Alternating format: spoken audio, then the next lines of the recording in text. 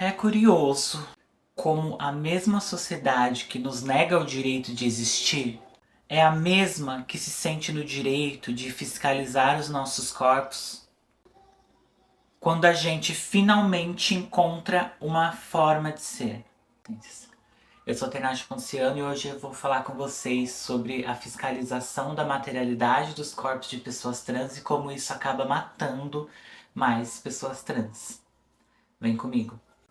Nos últimos dias, viralizou um vídeo da Luísa Marilac nas redes sociais. Nele, uma mulher trans, um símbolo de resistência e existência aqui no Brasil, fazendo comentários transfóbicos sobre pessoas trans que têm barba e sobre as expressões de gênero fora do padrão hétero cis normativo. E o que é mais grave? Essa fala ela vem diretamente de dentro da comunidade trans. E é aí que mora o perigo. Porque o que essa pessoa faz não é só falar a sua opinião. Ela reproduz o mesmo sistema que violentou e que oprimiu ela a vida inteira. É quando a vítima repete o discurso do opressor, acreditando estar defendendo e reafirmando a sua identidade. O problema da fala da Luísa é que ela se ancora numa ideia cisnormativa e colonizadora sobre mulheres e mulheridades. Ela tende a se colocar como mais mulher que outras pessoas trans, porque performa feminilidade de um jeito que se aproxima dos padrões cisnormativos. Mas o gênero, a identidade de gênero, não é uma materialidade visível. Ela não é medida por peito, quadril largo, silicone, boca grande, maçãs do rosto bem definidas, testa afinada, barba, músculos ou maquiagem. Judith Butler, em Problemas de Gênero, explica que o gênero é performativo. Não é algo que somos, mas algo que fazemos continuamente sobre regras e expectativas sociais. Então, ser mulher não depende de uma materialidade, e sim de uma vivência e de uma autodefinição, de uma experiência política e simbólica. Quando uma pessoa trans fiscaliza o corpo, a corporalidade de outra pessoa trans,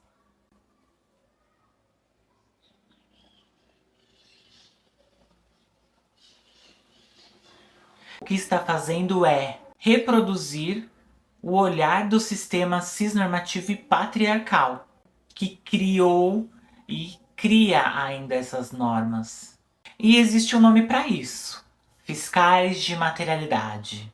São pessoas cis ou trans que acreditam que a materialidade só é válida quando ela é visível, comprovável e segue as normas do padrão. E isso é cruel porque coloca os corpos e as corpas num campo de vigilância.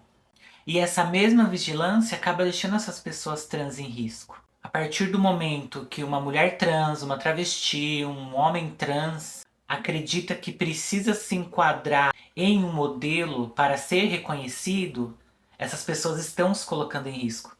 E não é incomum que, em busca dessa aceitação, muitas manas trans recorrem ainda ao silicone industrial, hormonização sem acompanhamento médico, procedimentos clandestinos. E nem por uma vaidade isso é feito, mas é porque a sociedade e boa parte da comunidade trans não aceitam as corporalidades trans que estão na sociedade e que desafiam a norma. A pressão estética é uma das opressões mais silenciosas que atravessam as corporalidades de pessoas trans. E o discurso da passabilidade, a ideia de que você precisa parecer cis para ser aceita e respeitada, é o cárcere dessa opressão, fazendo que pessoas não passáveis sejam vistas como falhas, são zombadas, rejeitadas e invisibilizadas. Mas são justamente essas corpos, essas pessoas que desafiam a normatividade e um sistema de opressão. porque os seus corpos gritam a verdade que o sistema normativo tenta esconder. Não existe um corpo certo para se ser uma mulher. De acordo com a ANTRA, o Brasil é o país que mais mata pessoas trans no mundo há mais de 16 anos. E as principais vítimas são travestis e mulheres trans não passáveis, negras e periféricas.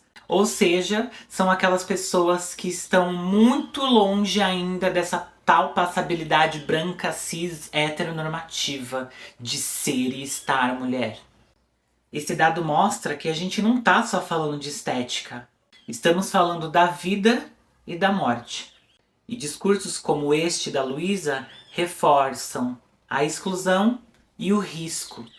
Eles não são inocentes, eles são necropolíticos que decidem quem pode viver, quem merece existir e quem merece ser descartado.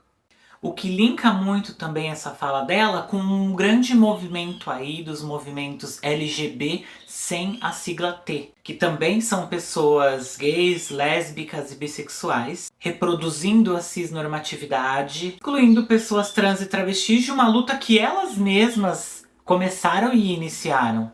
Foi uma travesti, Marsha P. Johnson, que jogou a primeira pedra em Stonewall. Foi Silvia Rivera que ergueu a voz contra a polícia. Foi Indianari Siqueira, no Brasil, que abriu as casas de acolhimento quando ninguém mais queria saber. Mas, historicamente, quando o movimento alcança o prestígio, quem são deixadas de fora? As travestis, as trans, os homens trans, as pessoas não passáveis, as que realmente incomodam o sistema. E o discurso da Luísa reforça totalmente isso. Essa cisgenerização da luta, onde só vai caber nela quem se adequa. Onde a sigla T, ela só vai ser bem-vinda se ela for discreta, se ela for passável, se ela for bonita. Se ela tiver com a sua materialidade do ser e estar mulher em dia. E é preciso ter coragem para dizer, principalmente aceitar, que a transfobia também mora dentro da própria comunidade LGBT, principalmente da comunidade trans. Quando uma mulher trans acha que é mais mulher do que outra, ela está reproduzindo e repetindo o mesmo padrão de comportamento que foi o que oprimiu ela antes.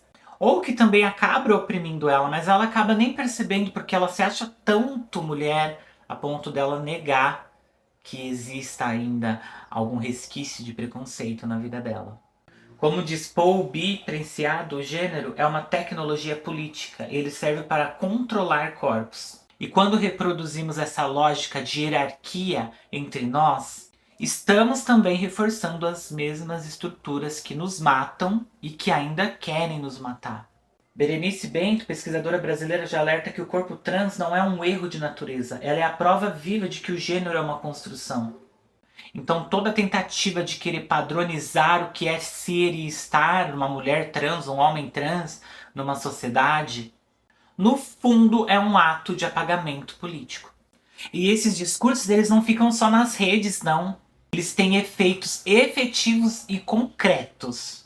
Eles aumentam a disforia, a solidão, aquele sentimento de inadequação. Eles acabam empurrando as manas para a automedicação, para prostituição compulsória e até para tentativas de suicídio. De acordo com a ANTRA, em 2022, 90% das travestis e mulheres trans no Brasil vivem da prostituição. 80% já sofreram violência física. E a expectativa de vida média é de 35 anos. Esses números são resultados diretos de um sistema que quer que a gente morra para parecer viva. Que cobra, continua cobrando e vai cobrar ainda feminilidade até o último suspiro de nós. Ser mulher é político, não é biológico e estético. Ser mulher não é biologia, jamais vai ser estética. Ser mulher é um ato político de resistência. Como ensinam Leia Gonzalez, Bell Hooks e Djamila Ribeiro, a mulheridade é atravessada por raça, classe e corpo. Não existe um modelo de mulher universal e nunca existiu uma mulher correta. A mulheridade ela é múltipla indisciplinada, ela é preta, ela é gorda, ela é trans, ela é com barba, ela é com silicone, com voz grossa, com voz fina e inúmeras multipluralidades de ser mulher. E toda essa pluralidade são expressões válidas e legítimas do ser mulher. E quando a Luísa nega isso, ela não só exclui as outras, como também acaba por negar a própria história, o próprio sentir-se e ser mulher. A fala da Luísa, ela não é só transfóbica, ela é perigosa. Ela alimenta a cisnormatividade, ela alimenta o ódio, e principalmente o ódio travestido de opinião. Mas a resposta para isso não é o cancelamento, é o enfrentamento político e pedagógico de lembrar que a mulheridade é plural e insurgente. Enquanto houver fiscais de materialidade, principalmente entre a comunidade trans, haverá também pessoas trans e travestis reinventando o mundo. Vai ser livre, com barba, sem barba, com peito, sem peito, mas acima de tudo, com dignidade e com voz. Então, ser mulher nunca foi e não vai ser sobre aparência. Ela é sobre resistência e reinvenção. E enquanto tentam fiscalizar esses corpos, os corpos das mulheridades, essas mulheridades elas vão seguir reinventando o que é existir mulher e mulheridades. Muito obrigado por terem assistido esse vídeo. Voltamos aqui logo menos com mais temáticas, mais temas. E até a próxima. Beijinhos da Tetê.